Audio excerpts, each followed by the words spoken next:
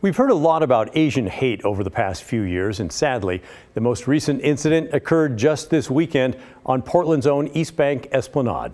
Police arrested a man after he allegedly yelled racial slurs, then attacked a father and his 5-year-old daughter as they were simply riding bikes on the waterfront.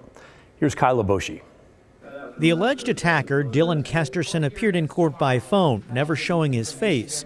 The 34-year-old is facing assault and bias crime charges.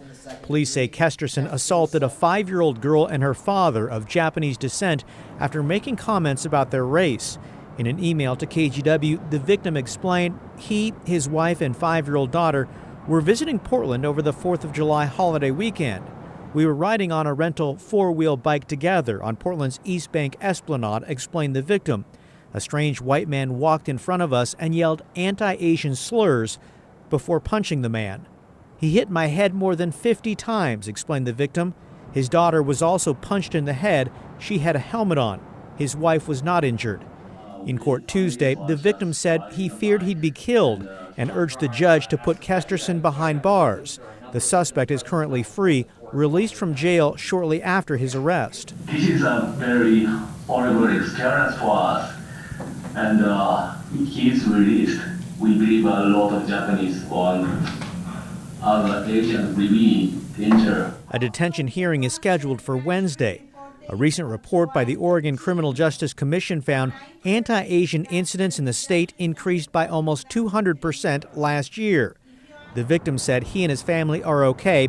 They returned to their home in California, adding, "Every one of my friends recommended me to visit Portland because it is a good city. But for us, it is hard to visit there anymore." Kyla Boshi joins us now. Kyle, why is this guy out of jail?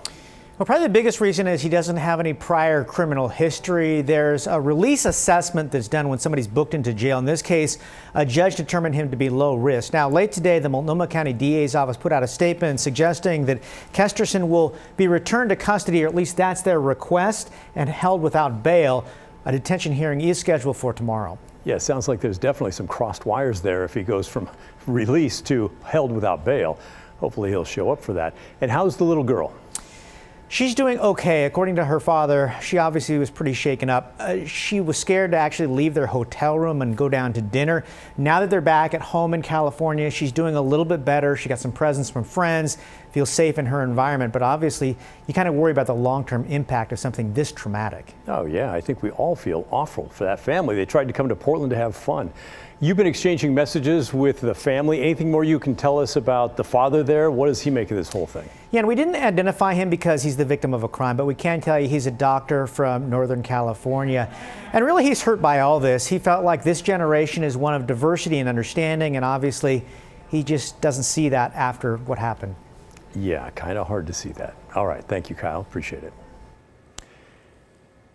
Here's my opinion on all this. It's awful, terrifying, repulsive. It sounds odd to say, but it's one thing to be racist. It's quite another to feel so much anger and so entitled to act out that you actually punch a little girl and her father. And this is not an isolated attack by a homeless person. A different attack, a 29-year-old homeless man attacked and severely beat 2 elderly men waiting for a bus exactly a week earlier last Saturday. It happened at Southwest 5th and Hall here in Portland. Their offense? They did not engage when the defendant walked up and started talking at them. The defendant apparently flew into a rage and began attacking both men. One of them is 83 years old and uses a cane for balance. The other is 88. According to a court affidavit, the defendant knocked both of them to the ground. The 83-year-old was repeatedly kicked in the head and punched. The 88-year-old was also punched in the face and head multiple times as he tried to get away. Both men ended up in the hospital. When police arrived, the defendant was still right there, sitting at the bus stop. Court records showed the defendant said he'd spent the last 13 years homeless in the Portland area and had concerns about his own mental health. Court documents also showed he'd been charged with violations or misdemeanors or felonies at least 25 times in the last 12 years. Tonight, he's indicted on charges of attempted murder and being held without bail. Why was he even on the street?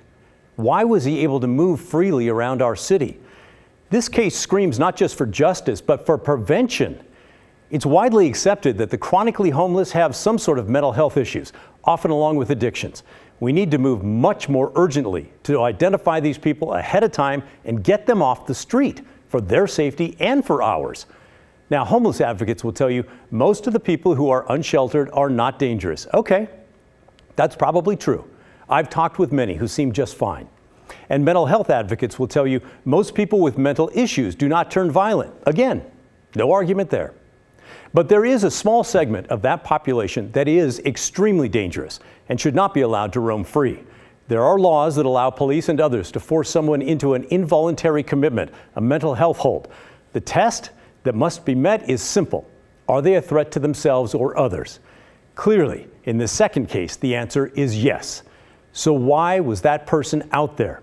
Again, we need to demand fast action from our political leaders. It's fine to talk about building affordable housing in tiny villages and all that. But while we're at it, let's get those with serious mental health issues, those who are dangerous to themselves and others. Let's get them off our streets, and let's do it right now. Well, that's my opinion. What's yours? Do you agree with me? You sure don't have to. You think I'm off base? Let me know. Send an email. The address is thestory@kgw.com, or call and leave a voicemail. The phone number is 503-226-5090.